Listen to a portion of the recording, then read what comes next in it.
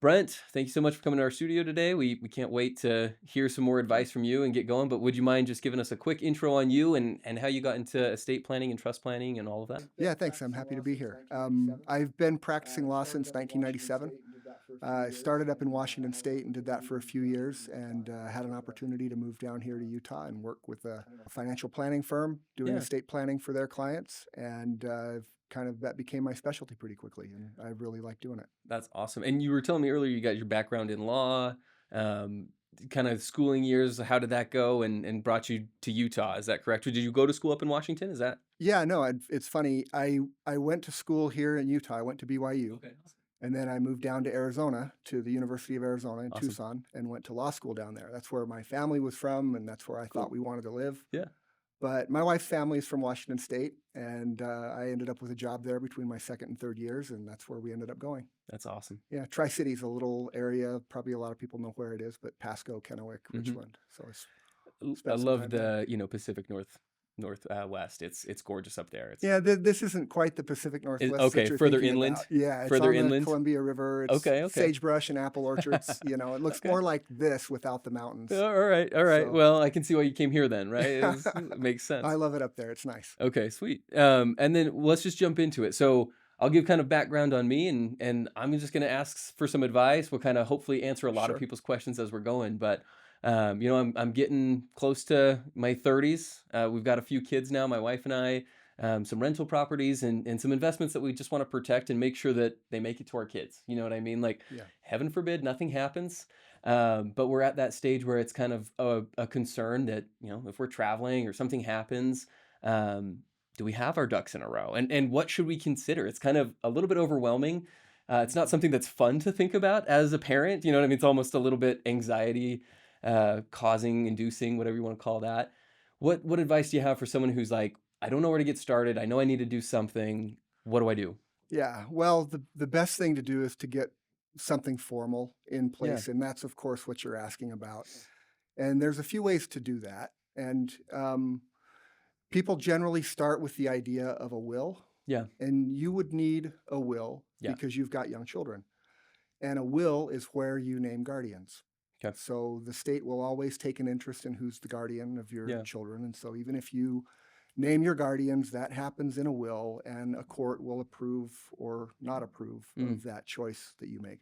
Most of the time they approve it unless they do a wellness check somewhere and things like that. Yeah. So they wouldn't, but that's where that happens. But the will is probably not the most ideal way for you to pass Well, property to your children. okay. Mostly because with a will, the default is generally the children get it. Yeah. The problem you've got is I don't know you yet, but your children They're aren't, young. yeah, they're not going to be They're of not ready to age. take care of things. Yeah. And even if they were, you probably don't want them to get a lump sum of money at age 18 or even No. at age No. 21, right? Yeah. So the will needs to get a little bit more complicated, and Okay. we don't want to necessarily do that because it costs as much to do a complicated will as it does to do A simple will. the alternative, Oh. which is a trust. Okay. Okay. So let me explain the difference between a will and Yeah. a trust, right? Okay. So if you own real property, Mm-hmm. you own it and you're the owner. You and your wife probably own property jointly. Yes. Okay. So the way that we transfer real property in this state and in our country is that we do it literally by signing a deed. Mm. When you sell your property, you're going Mhm. to sign a deed transferring it to the new owner. When you've bought property, that person has signed a deed Over to us. over to Yeah. you. The problem with dying, among other things, is that you can't sign a deed when you're dead. Yeah. And so it's not as simple. Your children can't just take your death certificate and their driver's license and show up to a real estate closing and say, hey, look, mom and dad have died. Here's their death certificate, and I'm their child. And in fact, I'm their oldest child, so I should be in charge. Mm-hmm. So I'll just sign for them and collect the money. It's Yeah. like, no, that doesn't work. Hmm. So if you die with your name on property or a bank account Yeah. or an investment account, that property gets frozen until somebody actually has the authority to act on your behalf. Would that be one of the guardians at that point then, or No, not necessarily. interesting? So in your will or in your trust, you would name a personal representative. So let's go Okay. back to the will scenario. Yeah. If you die with a will, your name is in your property, your will names a personal representative. Mhm. So whoever that personal representative is or somebody else would would open up a court case with the state courts, and they would put your will in as evidence, and they would ask for a court to approve the will and to appoint the personal representative. So generally that happens as you want it to, Yeah. right? So whoever you approve or you appoint usually gets approved. Sometimes it's not that simple. Somebody might contest that, want to do Yeah. something else, but it still has to go before a judge, and a judge has to sign off on it. So if you die without a will, now somebody, probably your guardian, but somebody Mhm. who's interested in you or in the welfare of your children, will do the same thing. They'll file a petition with the court to basically declare that you died intestate, which means Yeah. without a will. Got it. The default there is that your property goes to your children. 'Kay. Okay, if you and your wife both die, the default, the Is state there. law says that your property goes to your children. They can't get it till they're 18, so a judge will appoint somebody to look after the property until they turn 18, then they'll get the money. Okay. So either way, that's kind of the issue there. In order to get Mhm. that house out of your name, Yeah. a judge has to appoint a personal representative and authorize that person to act on your behalf.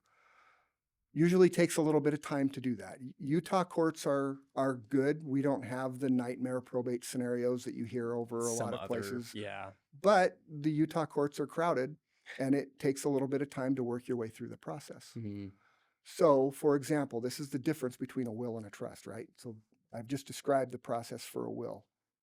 With a trust, we will actually transfer your home to your trust while you're still alive. So we put Mm. together a trust. The trust, think of it as a separate legal entity. Yeah. Okay. So it can own property. You and your wife are the trustees. Okay. So you still own the property. We're still in control, You're still in essentially. control of it. You own it as trustees of your trust. You can sell it, you can borrow against it, you can do whatever you need to do. You're the only ones in charge. But when you die, the trust doesn't die. Yeah. The trust is still the owner of the property, and the trust names a Is transferred. successor, A successor, okay. somebody else. And then that successor has instructions on what to do. And once you die, that trust becomes irrevocable. It Yeah. can't be changed. Okay. And those instructions tell that trustee how to take care of the property for your children. If they're really young, then often we'll say, well, they maybe get 1/3 of the money before they turn or at their age 25, and 1/3 at their age 30, and 1/3 at their age 35. Yeah. And money before 25 can be spent for tuition or missions Yeah. or a first wedding or a car or whatever they might need, Yeah. right? And they can spend for that, but they don't get the lump sum until they turn a certain age. Which I can dictate, or do we just Yeah. dictate that within the trust? Okay. Yeah, you Interesting. you say what you want and we make the trust say that. Awesome. This is probably me being paranoid and too much anxiety, Yeah. Brent, but with, whoever we put in charge and the instructions we give, what guardrails are there to make sure that the instructions get followed? Like, I'm gone, I want to make sure Right. that that actually happens. Is that something that maybe you've put two people in charge as like the successors to help checks and balances? Or is it pretty straightforward? Like the trust just doesn't allow them to misuse the funds, or does that make sense? Well, there's both, right? The Okay. trust is very strict Yeah. about what happens, and the trustee is a fiduciary. So by Okay. under state law, they're required, and there are strict criminal penalties. Got it. It's theft, Yeah. or embezzlement or Yeah. something else, and there are strict penalties for people who misuse that money. It does happen. Yeah. So it's really important that you pick somebody who You would can trust. Yeah. Your children and other trust beneficiaries and their guardians are kind of a guardrail because they make sure Yeah. they're looking and making sure that the money is being taken care of. Yeah. And so it's important that you don't, in my opinion, now some people do this anyway, but it's important that you don't name the same person as both trustee of the money and guardian of the children. Yes. You should name different people that way. That makes There should sense. be, because you don't want the guardian to take the trust money and take the whole family to Paris or something, Right. oh, it's educational. You know, Correct. I Yeah. mean, maybe there are circumstances where that might be appropriate, but Yeah. generally I want it to go the right spot. that's Yeah. right. Yeah. And so the guardian is in charge of the children's well-being and Okay. making sure that their finances are taken care of. So they kind of watch the trustee. Okay. And That's good to generally, know. the trustee will hire professionals to manage the money and to make Yeah. sure that things are happening. And so there are normally number of people involved in this thing. Yeah. To your earlier point, yes, it's common to name more than one trustee, Okay. especially as children get older. Like, let's go 15 years down the road, and maybe I don't know again how old your children are, but let's say they're in their 30s Okay. or they're in their 20s, Yeah. and you've got two kids who you really trust with money. They're really good with money. You love all your kids. You trust them all, but two of them are really pretty good with money. And this other One needs a little bit one, more help. maybe not quite so much, or maybe they're a little bit younger. Yeah. Maybe there's some friction between them, or maybe they get along great, whatever it is. Yeah. You can name a couple of them to act.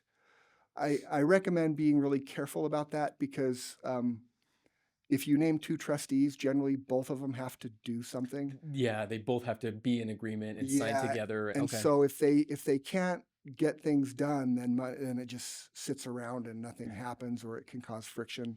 Definitely. Honestly, that naming of the trustee is something that gives people a little bit of anxiety. Like Yeah. they don't want to offend their children. Right. I want this kid to do it, but they're not my oldest, and maybe my oldest is going to be upset. And Yeah. I'll tell you now that anybody who knows what a trustee doesn't want to be one. So Right. you name the responsible parties, and if it's not children, then maybe it's a brother, or maybe it's a CPA, or maybe it's an Okay. attorney, or Yeah. somebody else. And then if it's just a matter of distributing the asset, it happens pretty quickly. Okay. But if we're taking care of it over years, then Yeah. that's a really important function. And one thought that just came up as we're talking about kind of those age thresholds, which makes perfect sense. I'm really clear on that. Um, Obviously, my children aren't all the same age. I've got three kids, and there's a couple year spread, right? Right. So if I set the guardrail that at 18 for my oldest, liquidation of assets and distributing of money gets held for the others until they're 18 since they're not all 18 at the same year. Like, how do you handle that? Like, what's the appropriate way to think about that as my wife and I think through scenarios? Obviously, the best advice is come talk to Brent and get professional advice, but what's the right way to think about that? Yeah, talk to me or another qualified attorney, Okay. professional who can help you with that. That's a challenge because you're right. I mean, and you've got three children. Imagine if you had six and you have a Right. 13-year-old and a 25-year-old, right? Right. The gap can be The big. gap can be big. And one way to think about that is, well, if you were still alive, would you divide your estate up among your children Right. and divide resources among them, or would you make sure they all had the same access that the older Yeah. ones had? So we'll often use a common trust, Okay. and so we keep money together for the whole family, and Hmm. that way the younger ones have access to the same help that the older ones had. Yeah. It does sometimes make the older ones wait a little bit longer. Right. We can put provisions in there that allow for certain distributions as offsets. But we Okay. got to make sure that the amount stays enough in case one of the younger ones has Right. medical problems Yeah. that aren't covered by insurance. You don't want to, not have that person have the right amount or Right. resources available. But it's almost just as often, especially as children get a little bit older, where you can divide it all up. Say, okay, well, when I die, our estate shall be split into three different trusts, one for each of our children, and they're all managed the same way, Interesting. but they distribute at different And times. individually rather than Yeah, cumulative. Okay. yeah. And that's a harder thing to do when your kids are, 10, 7, and 3 Right. than it is when they're maybe, 25, 18, and 15. Yeah. You Yeah. have a little bit more. And the great thing about a trust is it's not set in stone. Okay. So you can do the one thing when they're younger, And then adjust and as they then, get hey, 10 older. years down the road, We we're wanna make doing some one of our adjustments. reviews. Yeah, we'll make a change, and now we'll change it to say this. And we don't have to do the whole trust over again. We just have to redo that particular provision. Oh, interesting. And that's a really good point. I'm just curious, like, say I start when I'm young, our kids are young, we've got hopefully a lot of life left in us. Yeah. How frequently should I be rethinking, reconsidering, and meeting with you on a regular basis? Is it like once every couple of years? Is it once every 10 years? Or just as circumstances change? Like, what's the right way to go about that? Yeah, lawyers would recommend that you look at things at least every 3 years. Okay. It's not because there's 3 years there's anything magical happens, but Make it we a habit. we kind of know what has happened in that time, and we might be able to recommend certain things that apply to you that you didn't maybe recognize. Right. But in general, it's as circumstances Change. require. I mean, Okay. I've reviewed a lot of trusts that clients made 20 years ago that haven't needed one change to them. Wow. They're all still they're perfect. That's great. Everything's great. We don't need to do anything to it. I've reviewed others sometimes that are only 2 years old that need to be completely redone because circumstances have completely changed. Couples have divorced. A child, gosh, heaven forbid, has passed Passed away. away. Or somebody that they had trusted to be the trustee is no longer In available for good, whatever yeah. reason. So, and then laws change in this area a little bit more frequently than you might think. Okay. So when the laws change, that's a good time to review things. Fortunately, right now with the current environment, families don't hit taxable problems until they reach about $20 million In in assets. estate values, and Okay. you probably should look at it before then to make because things grow, right? And Yeah. 15 million today might be 30 million in 10 years, Yeah. and so we might need to get ahead of that a little bit. But a basic, you know, there's no such thing as a really simple trust anymore, Right. but a basic trust can handle assets of up to that amount. Interesting. Okay. Um, and I know that we've been talking about trusts, and I'm assuming estate planning is kind of mixed in with that. But Yeah. with real estate and then financial investments separate, how much should I combine them together in a trust versus estate planning? And maybe what are the different things I should be considering in estate planning versus I should use a trust here. That's good for my estate planning Yeah. versus I need a more comprehensive estate planning setup. Well, good. So the process of estate planning is kind of working to determine the best vehicles to help you Yeah. reach your goals. So we'll engage in an estate planning discussion and we'll decide, oh, hey, a will is perfect for you guys. You know, Yeah. this is a great way to go. Or we'll recommend that we should probably start looking at a revocable trust. Mm, So we'll start with one of those two building blocks. And then from there, using your assets and the circumstances of your family, it's often that a family has, you know, their home that they maybe have paid off or living. yeah. Most of my primary estate planning happens when clients are between the ages of 40 and 60, Okay. right? That's the most common. When things are paid off and it's just a Yeah, straight or transfer yeah, they're not accumulating. They're as quickly. yeah. Or they're accumulating quickly, but they have maybe a little bit more disposable income. I see. The estate planning's not expensive, but um, if you've got a large mortgage and and you're working just trying to get things done, maybe it's it, Not the top of mind. yeah, I think it should be at top, but Yeah. I understand it wasn't for me until I got a little bit older. Right. So most of that's done there. So, the client will come in and they'll have a home, maybe a rental property or two. They'll have a retirement plan either at work or that they've saved. And often that's their largest asset other Right. than their house. Correct. And there are different rules for each of these assets. Mm, So we might incorporate a trust. Depending on rental properties and things they're doing, we might recommend an entity for holding those that's the trust uses, and retirement plan distribution needs to be carefully thought out and maybe use the trust, maybe not use the yeah. trust, depending on family circumstances. So all of that should be carefully considered, but all of that is the process of estate planning. It's kind of Yeah. figuring out where it all falls. Yeah. And that makes sense. I just was curious if there's other things that would have to be involved for us to technically consider it estate Yeah. planning or where the line breaks there. I've seen very effective estate plans that have nothing but beneficiary agreements, Interesting. Okay. so And that's why we have the professionals like you, right? yeah, I'm like, I have no idea. I'm yeah. stressing about this, and then maybe it's more simple than I'm making it in my mind, It right? usually is. Yeah, Yeah, it yeah. usually is. Can you tell me about a time where setting this up has dramatically improved, either speeding up the process of getting assets to children or beneficiaries, or anything that like is a success story that I should be aware of to put me at ease and say like, just go do it. It's gonna be worth it. Just go do it. Well, unfortunately, in my line of work, you've run across people who pass away, Yeah. right?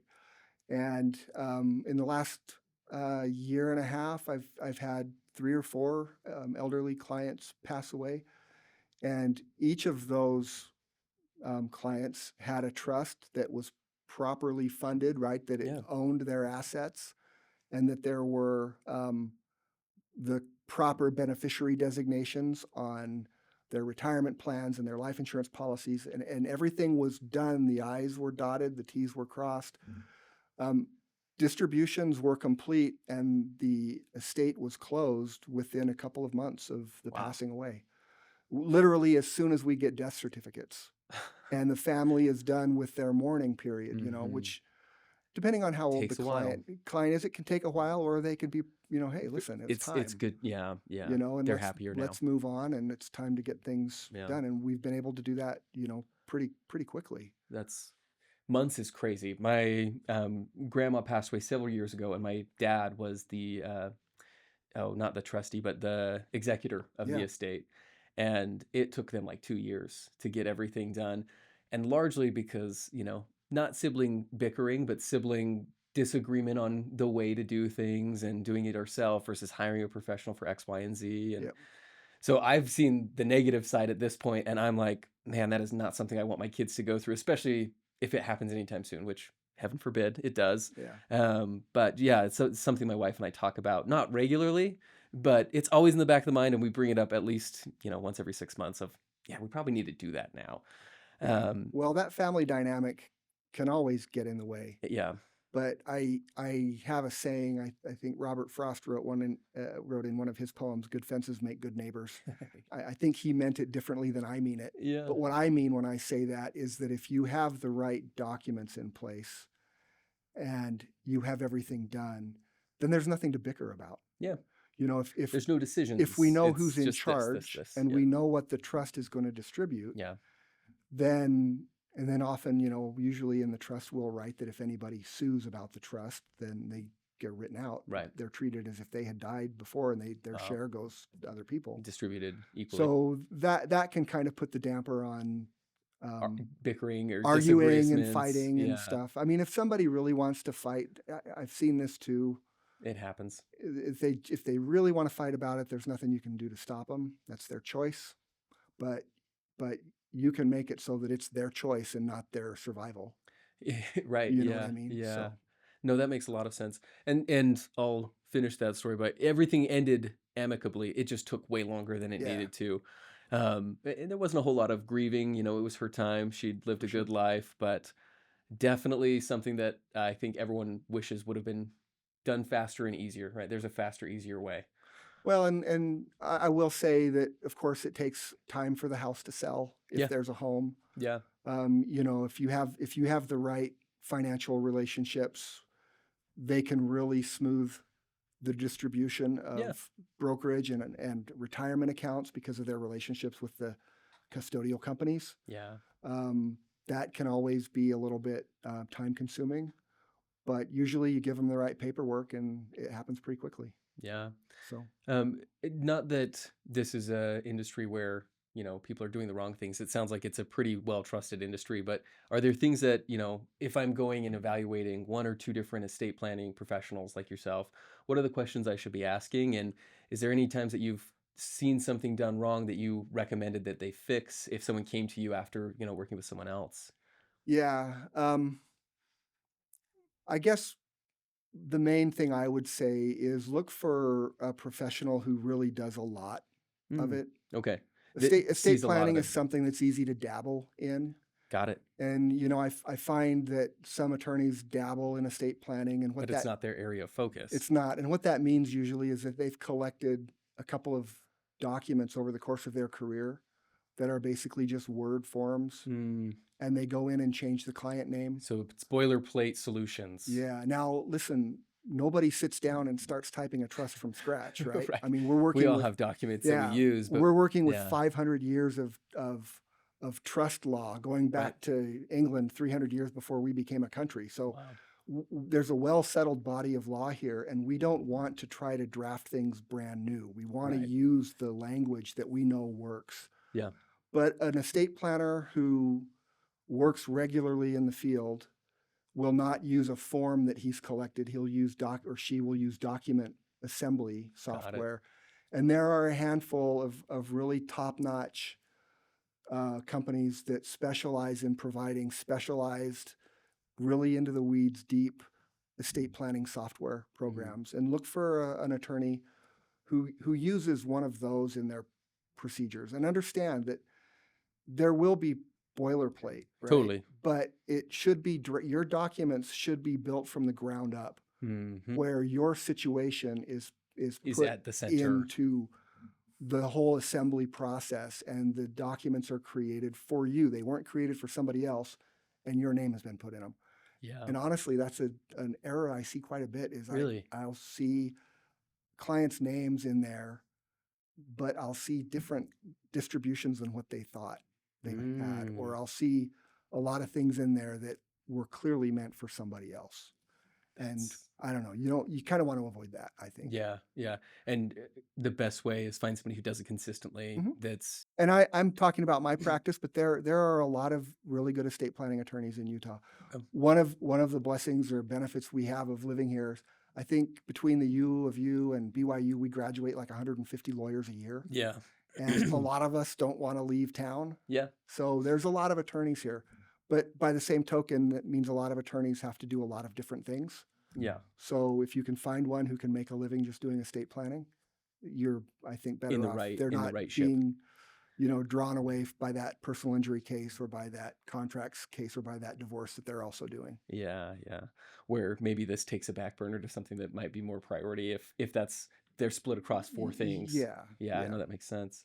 What are some of the like tax advantages or benefits of setting it up this way that aren't just speed, but long term it's better for your kids and the wealth distribution that I'm able to give to them? Because not that I'm opposed to paying taxes, but I am Yeah, concerned that I'm going to end up paying more than I need to, and then it's not going to go to my kids if yeah. I set things up the wrong way. Do you know what I'm saying? Yeah, well, when I started in this business, 26 years ago, really focusing on estate planning, the federal exemption limit was 600,000 per person, 1.2 million per couple. And, in 1999, 2000, that was a lot A of money. decent amount. Yeah. But anything over that 1.2 million, you would potentially pay up to 40%, 39.6% tax on it. So It's you could crazy. plan up to that first 1.2 million, um, but then you had to, get creative and start working on other stuff. Fortunately, now a lot of the tax incentive for most people Yeah. there's not really the tax incentive for estate planning Okay. with most of their assets. Now, there's a big caveat, because with qualified retirement plans like IRAs, Mhm. 401ks, KEO plans, things like that, those are often a family's largest liability and their Mm, largest asset. If interesting. you have $1 million IRA, that money is really only worth about $600,000, $650,000 to your children. After taxes. Because if they blow it all out and pay taxes on it, they're going to pay a fairly large tax Right. bill. If it's split 10 ways, maybe not quite so much, but if it's split 2 or 3 ways, they could really make a mistake. Yeah. So there's a large amount of tax planning that goes into estate planning now, even without the large exemptions, because we can deal with an IRA um, in a trust if it makes sense, and we want to be really careful about that. But also, we can pre-plan a little by maybe converting money to a Roth IRA, Yeah. or we can do other things that will lower the likelihood of your children collecting 1/3 of a $1.2 million IRA and then cashing it all out all at once. And instead of Yeah. walking away with $400,000, now they're walking away with 250,000, Right. and it's gone in the first 18 months Right. because, It's so much less, they've and paid yeah, off their car and paid off part of their house, but that's great, it but just didn't go very it far. just didn't go very far, Yeah. right? So we can make plans around that. And the tax planning around that IRA account is probably the biggest minefield that people will run across today. That's the real incentive to get a lot of Interesting. this looked at. Okay. And outside of that, it is largely, speed and ease of getting the assets to your children And and the tax yeah, benefits are family less. harmony and just trying to make everybody, kind of get along after you die without worrying and fighting over your money. Yeah, yeah. Which, let's be honest, is most parents' goal, right? It's like when Yeah. I'm gone, I don't want things to I mean, if I fall had a choice, apart. if I could leave Yeah. everything to my kids and I know they'd fight tooth and nail over it, I'd give or it I could away. Yeah. leave it all to whoever and my kids are left out, maybe they'll be mad at me, but at least they'll be united in their hatred for me. I'd choose that. Yeah, yeah, I'd rather they be mad at me after I die right. than mad with each other and not getting along. But Yeah, hopefully we can do both. yeah. We can give them what they need and give them what Exactly, we've got and exactly. not make them mad. No, I love it. My biggest thing now is like, when are you available to meet with me and my wife? Now I'm a little bit stressed, but also like this isn't going to be as bad as I thought. No. What does the typical process look like for getting started with most of your clients? Maybe Yeah. situations vary, but in general, what does it look like? I'll have a conversation with like this Yeah, with clients and we'll talk about what they've got and what their family's like and what they want. yeah, And from there, we'll make a recommendation of, hey, this is the way to get you from point A where you are to point B where you want to be. And me and most other attorneys who do a lot of trust work, it's mostly flat fee work. We don't bill by the hour. okay. There are exceptions to that for more complicated but Scenarios.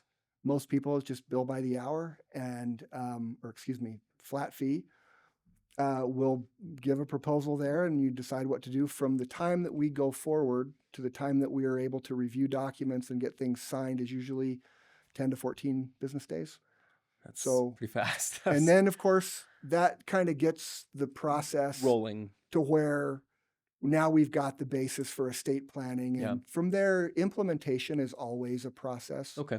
It's the cliche, like it's not an event. It's a process. Yeah. It happens over time because after the trust is done, I will always record the deed for the home, Hmm. draft and record the deed for the home, make sure the home is in the trust.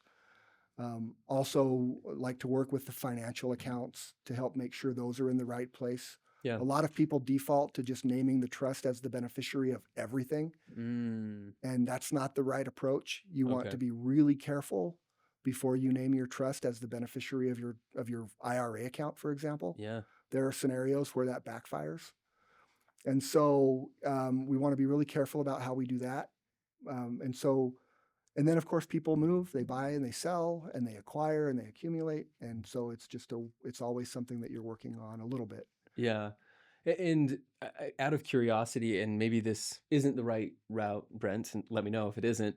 Um, if I get my estate set up, and my wife has a 401k, I've got some 401k, we have some financial investments, we have a few real estate properties. I come to you. I kind of want everything to be the one stop shop, the Walmart exclusive. Can I just have help managing assets after that at that point and not have to juggle multiple financial advisors Yeah. and everything like that? How does that work out? Yeah, that's a really good question. And yes, with me, that works well because I'm also an advisor with Drive Wealth Advisors. We're a Okay. registered investment advisor firm in Lehigh. So I do handle the estate planning for anybody who comes to me and needs it, but for clients who also kind of want that one-stop shop Yeah. and somebody who can both handle the trust documents, but also knows where all the financial things are going and has some specialized training in the tax consequences of using IRAs for different Yeah. purposes, then yeah, we can help you with that. And the benefit there is we have that annual or even semi-annual process where we just review things and how everything's put together in your trust, outside of your trust. The left hand knows what the right hand is doing, and there's Yeah. no misunderstandings. Yeah. Not that I think that would put me at ease, to be honest. Would you consider that's kind of like a holistic wealth and estate planning all in one solution, or is there other areas I should be looking and considering outside of that as well? Well, we can help you find the right people for the Yeah. other side of Okay. things. Like Awesome. for example, I really don't do insurance. Yeah. So if there is a potential need for life insurance, which sometimes there is and sometimes there isn't, Yeah. but somebody might make you think there is. I can kind of help you see that from an objective viewpoint. Yeah. And if there is a need for insurance, I have people that I can have you talk to who I trust, who I've seen work for 20 years, and I know Right. how they do things. And then, for a lot of really complex estate planning issues where maybe we're dealing with private foundations and, kind of a family office type environment. We have a division in our firm that works with all that stuff, and we have professionals that maybe We'll be more focused. forgive the sports metaphor, but we'll, as quarterbacks, we'll hand the ball to them Yeah. and maybe let them run with putting together Certain elements. certain specific trust documents, Okay. maybe a specified like a charitable remainder trust or Oh, yeah.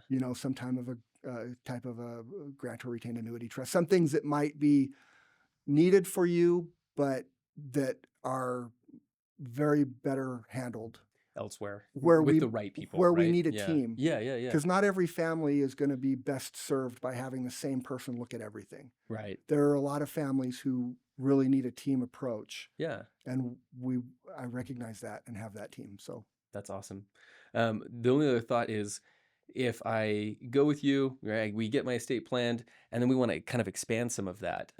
Is that also something that you can handle as well? So specifically, like maybe IRAs for our children or Roth yeah, IRAs for our 100%. children. Like we can just make that plan as we talk to you and come in and have that conversation and say like, here's where we're at, here's where we want to be, and then this is where we want to get to 10 years down the road. Yeah, and I'll tell you what I found. The reality is that there's very little difference between Hmm. financial planning and estate planning. Okay. It's generally the same thing. Yeah. One is a little bit more geared towards what happens when you die, but that's only important if what you've done while you're alive makes sense. Yeah, right. And they should both work at the same level. Right. And so, yeah, 100% planning your estate doesn't only mean how you give it away when you're dead, but How it you also prepare means, it. hey, how do we build it? Yeah. What do we do to make it work for you? What do we do to reduce your taxes? How can we put your kids in the right position? Boy, you start putting your kids into, Trump accounts, these new Yeah. accounts that we have now where they don't have to have earned income. Yeah. But if there are ways to invest for them now, they can be in great shape in 20 years. Yeah. Yeah, I mean, I'll give the wrong advice. What my wife and I've done is just kind of put it away in a savings account. And now some of our kids are getting older and I'm like, "Oh no, that's a decent amount of money. We shouldn't have this in a savings account anymore. We really need to have this in an investment vehicle that's going to grow the way that it should." You know what I'm saying? So, Yeah, and that'll grow the right way, right? It depends on what they need to use it for. right. Yeah. But absolutely. Something's still liquid, but But it look at doesn't what you did right. You're well, at least so we're setting some aside, right? steps That's ahead the from a lot of other yeah, people who've yeah. never set anything aside. Yeah. Yeah, yeah. So So yeah, anyway, well, you made thank you good so choice. much. Anything else that we should know before, we wrap it up for today? No, I think you've asked really good questions. I Okay. hope I've given good Yeah, answers. honestly, eye-opening for me. So I Great. really appreciate it. And some of the stressful aspects, less stressful now. Some of them I'm like, oh man, this is more important than I realized, and Yeah. I probably need to jump on it. So yeah, no, thank you so much. Yeah. Thank you.